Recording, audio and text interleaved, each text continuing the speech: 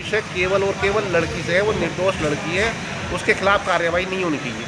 और अगर प्रशासन दबाव में आकर के लड़की के खिलाफ कार्रवाई करता है, उसको मुलजिम बना करके रखता है, उसको आरोपी बना करके रखेगा, फिर हमारी भी व्यवस्था होगी। हम केवल अपनी जाति को नहीं, हम पूरे समाज को इकट्ठा करने का काम करेंगे। और लड़की को न्याय दिलवाने के लिए हमें पंचायत करनी होगी, पंचायत करेंगे, महापंचायत करनी होगी, महापंचायत करेंगे। जो भी धरना प्रदर्शन हमको करना होगा, हमको वो हम लोग उस काम को करेंगे। इंदौर में महाराज मुकुट सिंह शेखावत संस्थान के बैनर तले हिंदूवादी नेता जितेंद्र बैंस के नेतृत्व में दर्जनों लोग जिला अधिकारी से मिले और ज्ञापन सौंपकर कुमारी पलक को न्याय दिलाने की मांग की। ज्ञापन में बताया गया ग्राम तखनपुरी निवासी संजीव कुमार पुत्री पलक 22 मार्च 2026 की शाम चांदपुर लाइब्रेरी से पढ़ाई कर अपनी स्कूटी से घर लौट रही थी।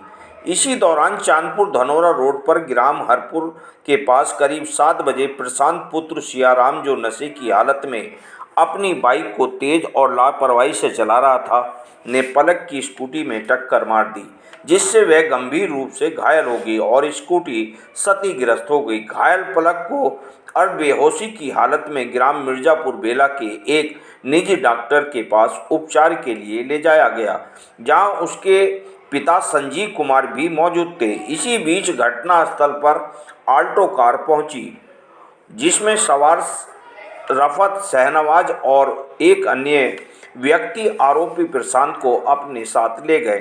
घटना के संबंध में संजीव कुमार ने अपनी पुत्री के साथ थाना चांदपुर में तहरीर दी, जिस पर पुलिस ने मजरूबी चिट्ठी बनाकर चिकित्सा परीक्षण के निर्देश दिए। ज्ञापन में कहा गया है कि पलक इस घटना की कोई भूमिका नहीं है, वह न तो किसी मारपीट में शामिल थी और न ही किसी विवाद का हिस्सा थी। बावजूद इसके अज्ञात कारणों से उसे केस में शामिल कर लिया गया।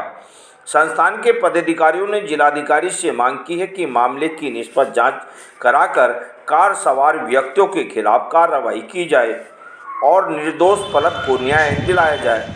वहीं जितेंद्र बैंस ने बताया है कि यदि पलक को आरोप मुक्त नहीं किया जाता तो सर्व समाज को साथ में लेकर पंचायत या महापंचायत जो भी संभव होगा वही किया जाएगा। आप देख रहे हैं जनादेश भारत न्यूज चैनल पर हमारे सहयोगी संवाददाता नीरज पाल की यह रिपोर्ट।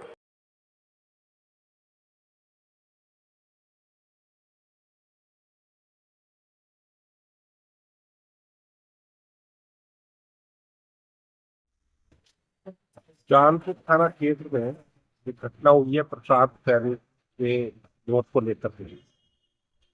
इसमें हम डीएम साहब को बतलाने के लिए, वास्तविक घटना क्या है तो बतलाने के लिए डीएम साहब से आगे मिले और उनको हमने वास्तविक घटना से अवगत कराया।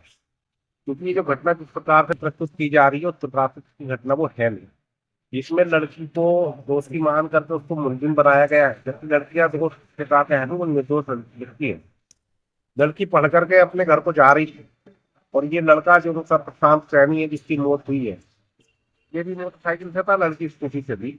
इस मोटरसाइकिल वाले सवार ने तो लड़की को टक्कर मारी, जिससे टक्कर लगने से लड़की का पैर फट गया और उसके पैर की हड्डी टूट गई। घटना होने के बाद में लड़की बेहोश हो गई।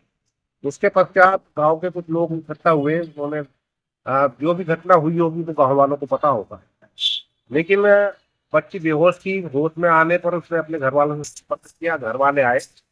लड़की की गंभीर स्थिति को देख करके उसके पिताजी लड़की को अपने एक चिकित्सक के पास लेकर के गए। इसी बीच में ये घटना हुई है। 3 लोग गाड़ी में सवार होकर के आए, वो गाड़ी में डाल कर प्रशांत को लेकर के चले गए। अब उन्होंने उसके साथ क्या किया है क्या नहीं किया ये जांच का विषय है, उसको देख रहे। लेकिन लड़की इसमें निर्दोष है, उसका कहीं से कहीं तक भी कोई दोष है नहीं। प्रशासन दूसरे लोगों के दबाव में आकर के लड़की को आरोपित बनाते हुए उसको अरेस्ट करने का भरसक प्रयास कर रही है, जिसके हम विरोध में हम सब लोग सब।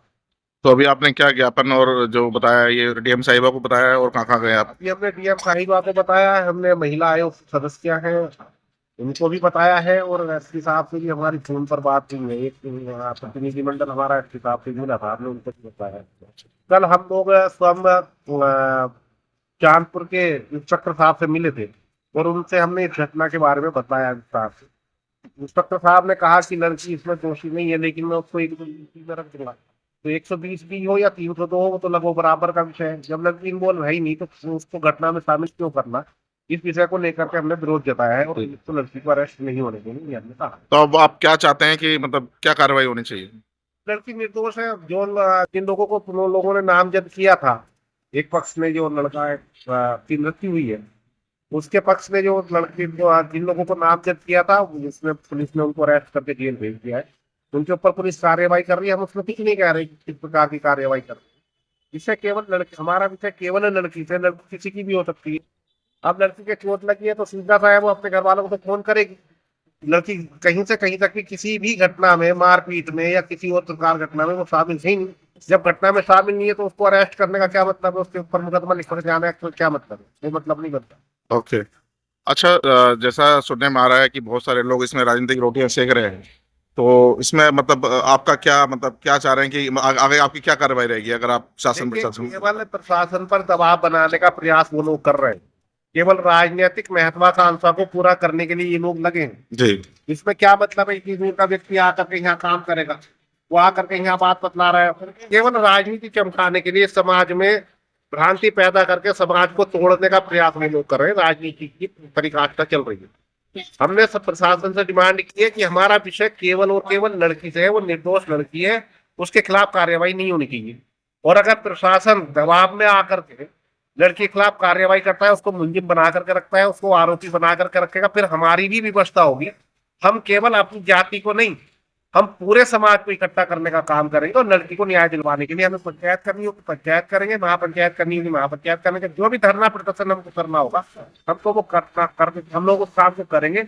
लेकिन लड़की को हम न्याय दिलवा करके ही बैठने वाले हैं। Okay, thank you.